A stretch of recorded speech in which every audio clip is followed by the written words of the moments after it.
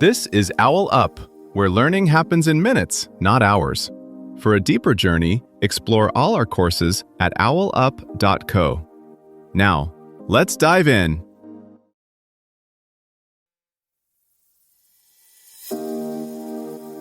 Welcome back to Chapter 2 of our series, Finding Your Voice, a journey through music for personal transformation. In this episode, titled Harmonizing with Life, Listening to Inner Rhythms, we'll explore how the rhythms within us can shape our daily decisions and guide us through life's ups and downs. So, let's dive in and discover the melody of your inner self. Right now, as you listen, tiny rhythms in your brain and heart are shifting to match my voice. Researchers have watched heartbeats drift toward outside beats without us noticing. So here's the puzzle. If sound is already steering you, what would change if you steered on purpose? Think about the shape of your day instead. Jolting awake to a harsh alarm? Jumping between tabs? Scrolling in scattered silence? Collapsing at night with a show humming in the background? Most of us move through those scenes without noticing how each sound is nudging the pace of our thoughts and energy. Research on circadian and other body cycles suggests we're not just on or off. We're moving through peaks, dips, and gentle turns. Music can mark those transitions the way streetlights guide traffic.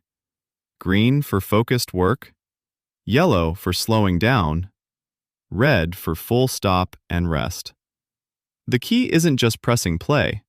It's matching your playlist to specific moments, ramping up gently in the morning, stabilizing in the afternoon, and signaling safety at night. Over time, these choices become cues your body recognizes, helping your creative work feel supported rather than forced. Most of us already use music as background wallpaper. Earbuds on the commute, a random playlist during emails, something chill at night. But research suggests those casual choices are quietly editing our mood, attention, and even how brave we feel with our ideas. A fast playlist can tip you toward finishing tasks. Slower, steadier tempos can make space for reflection and deeper problem solving. Some creators treat playlists like a rotating toolkit. One for drafting, one for admin, one for decompression. The twist is noticing that the same song can either sharpen or scatter you, depending on where you are in your own daily arc. Think of this step as zooming in from music for the day to music for this exact moment in this exact body. The research on ultradian and infradian cycles reminds us you're not a flat line of energy. You're a series of waves inside bigger waves. That means the same track that helps you crush email at 10 a.m. might make you jittery at 3 p.m. when your system is naturally dipping. One practical shift: instead of asking, "Is this good music for focus?" ask, "Where am I in my current wave? And what would be a supportive next step?" If you're already wired and restless, adding high-intensity tracks is like stomping the gas on a car that's fishtailing. What you may need is something steady enough to give your attention a lane to follow. If you're foggy and slow, a slight uptick in tempo can act more like a nudge than a shove. Tempo is only one lever. Structure matters. Repetitive patterns and predictable phrasing tend to quiet the part of your brain that's scanning for surprises, which can be useful for deep work or winding down. On the other hand, more varied, dynamic tracks can wake up curiosity when you're brainstorming or sketching new ideas. Tonal color matters too. Bright, high-frequency sounds often feel more activating. Darker, warmer timbres can signal safety and exhale. Crucially, your reactions aren't generic. Studies on dopamine release show that when you choose the track, your reward system lights up more than when someone else chooses for you. That's not just liking a song. It's your brain tagging, "This is mine."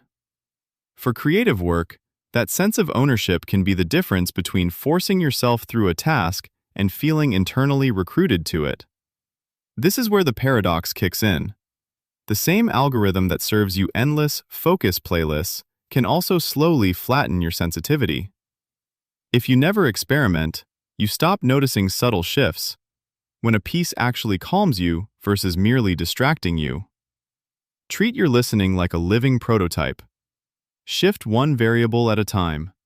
Tempo, presence or absence of lyrics, acoustic versus electronic textures. Watch what happens to the speed of your thoughts, the tightness in your shoulders, the way your breathing changes. Over time, you're not just curating sound, you're learning a private language of cues. The work isn't to find the perfect playlist once, but to keep updating your choices as your inner rhythms and your creative needs change. A simple way to start is to treat one part of your day as a test bed. Say you notice you always stall after lunch. For 3 days, try a 15-minute bridge set. Begin with one track that matches your sluggishness, muted, low-key, maybe even slightly slower than your resting pace. Then stack 2 or 3 songs that gradually brighten in tempo and texture. Your only job is to notice when your mind feels willing to re-engage, even if your body still feels a bit heavy. Another experiment. Build a courage cue playlist for work that scares you, submitting pitches, speaking up, sharing drafts. Choose music that feels like sturdy scaffolding rather than hype. Pieces that make your chest feel open, your jaw unclench, your thoughts organize. Press play only when you're about to cross that edge. Over a week or two, notice whether the first notes start to pre-signal, "I can handle this," even before you've decided you're ready. By the time adaptive soundscapes are common, your music settings may sit beside brightness and notifications in every app you use.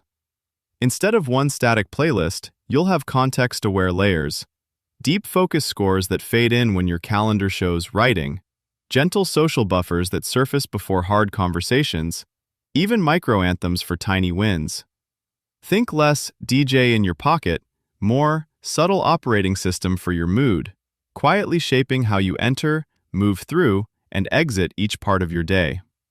Treat this less like hacking yourself and more like learning a craft. Composers revise themes across movements. You can revise your sonic habits across weeks. Notice which tracks help you return after setbacks or soften self-criticism when you're stuck. Over time, you're not just consuming music, you're quietly co-writing how your days feel. To go deeper, here are 3 next steps. 1. Try a 10-minute inner tempo meditation with the free Insight Timer app. Search for Tara Brach's Coming Home to Your Body and, as you listen, place a hand on your heart and belly to literally feel the rhythm shifts you heard them talk about in the episode. 2. Start syncing your day with your natural energy waves by using the Timular or Taggle Track app for just today. Log when you feel most in flow versus out of tune, then adjust one task, like email or creative work, to match your peak rhythm. 3. Deepen your practice of listening to inner rhythms by reading one chapter tonight from The Power of Rhythm by Reinhard Flatischler, and then experiment with a simple 4-beat body percussion pattern. Tap thighs, chest, snap, clap, while noticing how your breath and mood start to align. This was OwlUp, your daily step forward. This series continues with more chapters on OwlUp.co. Visit OwlUp.co to access the complete course and continue your learning journey. See you there!